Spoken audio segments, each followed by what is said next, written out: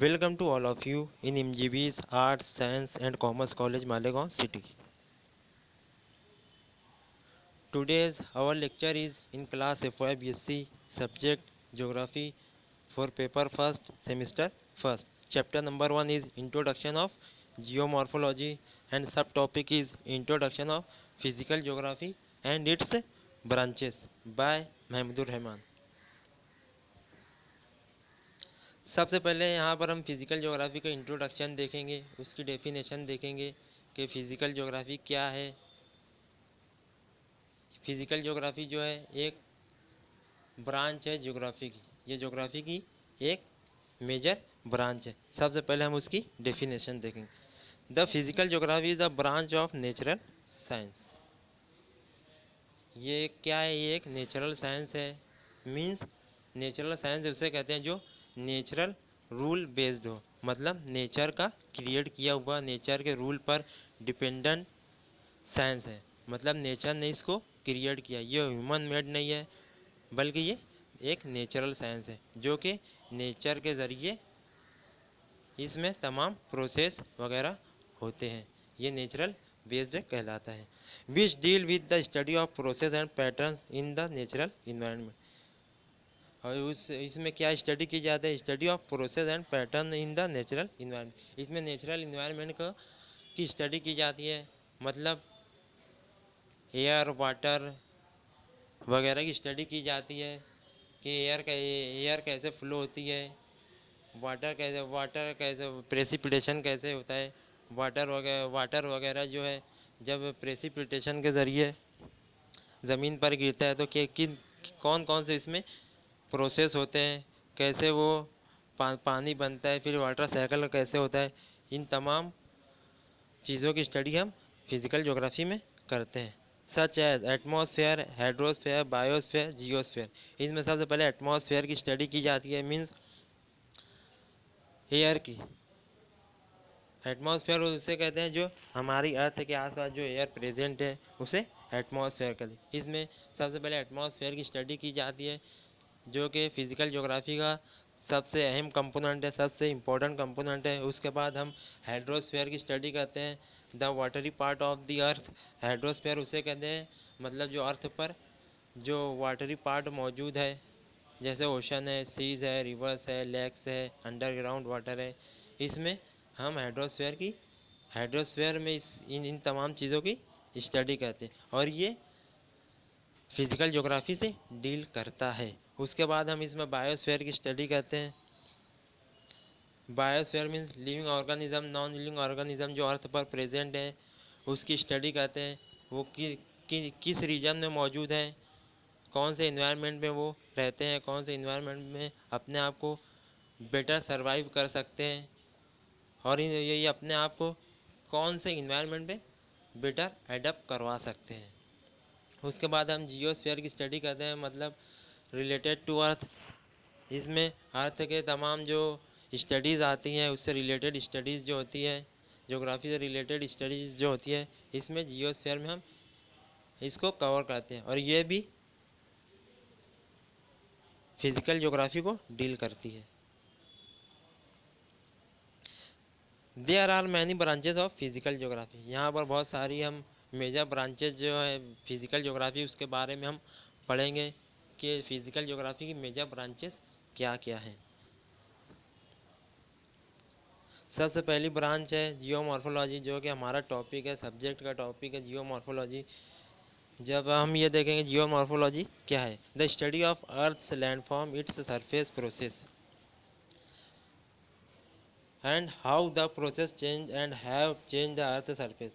इसमें हम जियोमॉर्फोलॉजी में हम अर्थ का ओरिजिन कैसे हुआ, इस पर कौन कौन से प्रोसेस हुए और कौन कौन से प्रोसेस होने वाले इसको भी हम प्रेडिक्ट करते हैं, और कौन कौन से प्रोसेस किए जा चुके हैं अर्थ पर नेचुरली। इसमें हम जियोमॉर्फोलॉजी में हम इसकी स्टडी करते हैं कि अर्थ कैसे ओरिजिन हुई, उस पर कौन कौन से प्रोसेस हुए, आगे कौन कौन से प्रोसेस होने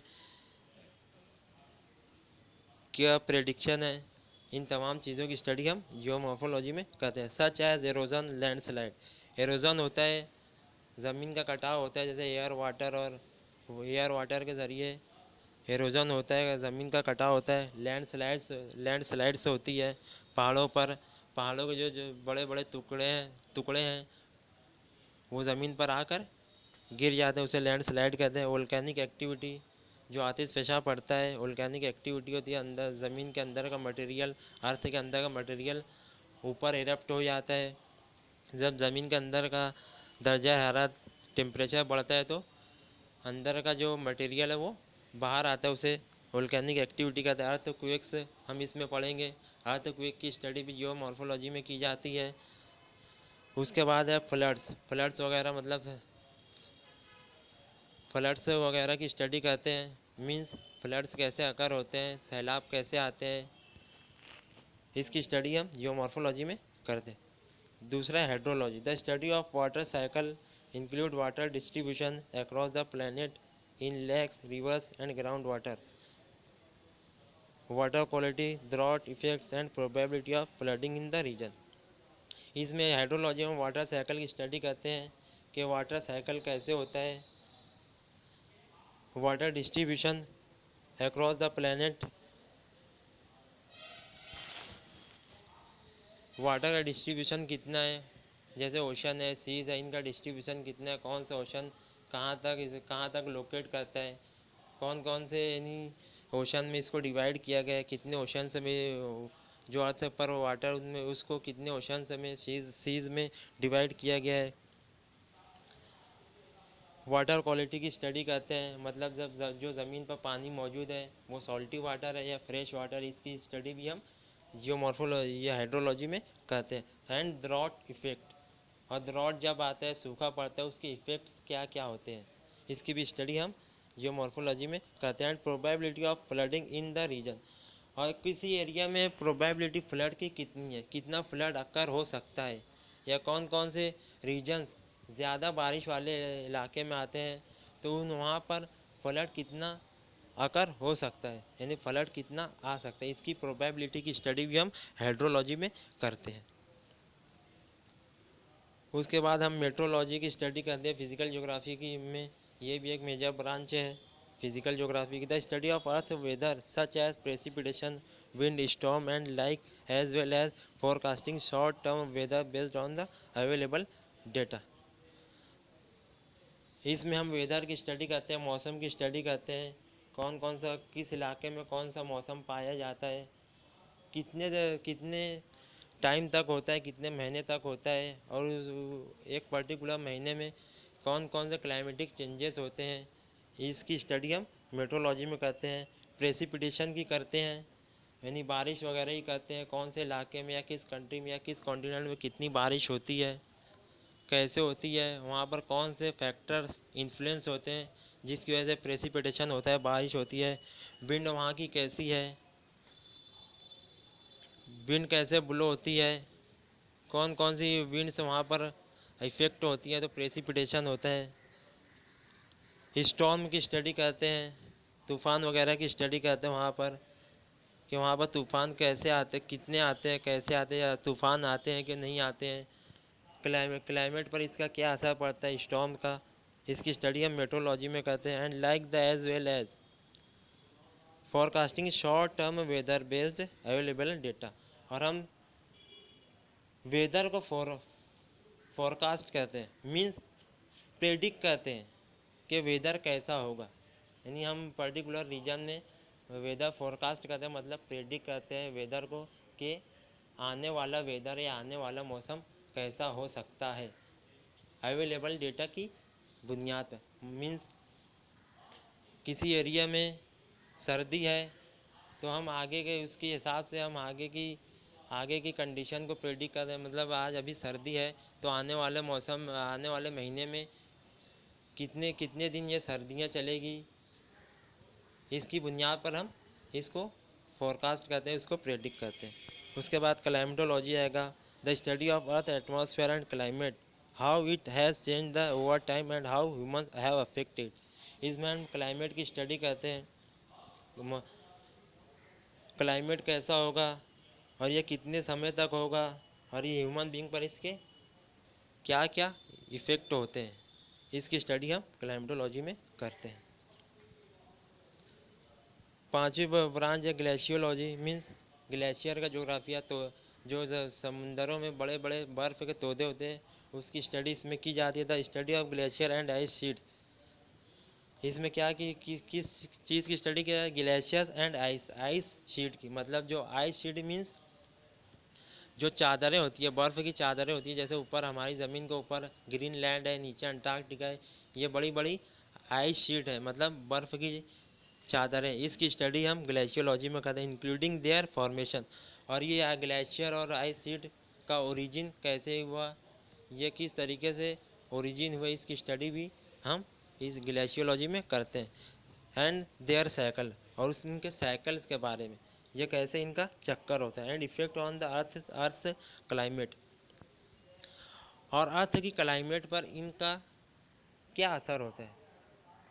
अगर ये ग्लेशियर और आइस शीट पर्टिकुलर रीजन में है तो वहाँ का क्लाइमेट, वहाँ का वेदर और वहाँ की क्लाइमेटिक कंडीशन कैसी होगी, हम इसमें ग्लेशियोलॉजी में पढ़ते हैं। छठी ब्रांच है biogeography, the study of the distribution of life form across the planet relating to their environment. Biogeography में हम living and non living organism की स्टडी करते हैं, मतलब हयातियाती जोग्राफिया।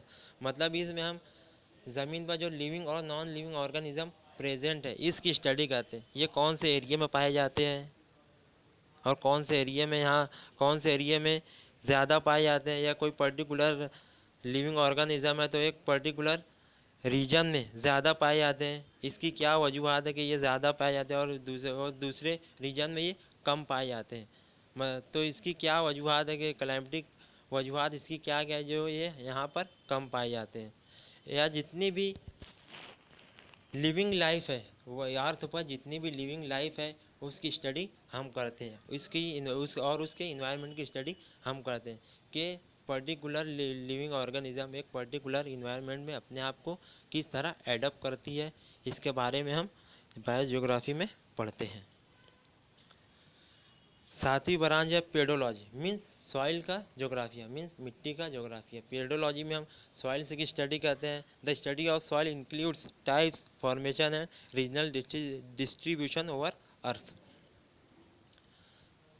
इसमें हम सॉइल्स की स्टडी करते हैं, मिट्टी की स्टडी करते हैं, इसकी टाइप की स्टडी करते हैं कि मतलब एक पर्टिकुलर रीजन में, कौन से रीजन में कौन सी सॉइल प्रेजेंट है, कौन सी सॉइल पाई जाती है, और वहाँ पर एग्रीकल्चर कितना सूटेबल है इस सॉइल की वजह से, इसकी भी स्टडी इसमें की जाती है। और देयर फॉर्मेशन, और ये कि ये मिट्टी किस तरह बनती है और इनका फॉर्मेशन कैसे होता है, कौन से फैक्टर्स की वजह से, कौन से कंपोनेंट्स की वजह से ये इनका फॉर्मेशन और ओरिजिन होता है। And regional distribution over earth, और अर्थ पर कौन सी मिट्टी का डिस्ट्रीब्यूशन कितना है, इसका एस्टीमेट भी हम पेडोलॉजी में लगाते हैं कि कौन से पर्टिकुलर रीजन में कौन सी मिट्टी पाई जाती है, और वही मिट्टी दूसरे इलाकों में पाई जाती है कि नहीं पाई जाती है, और नहीं पाई जाती है तो क्यों नहीं पाई जाती है, इसका रीज़न भी हम पेडोलॉजी में पढ़ते हैं।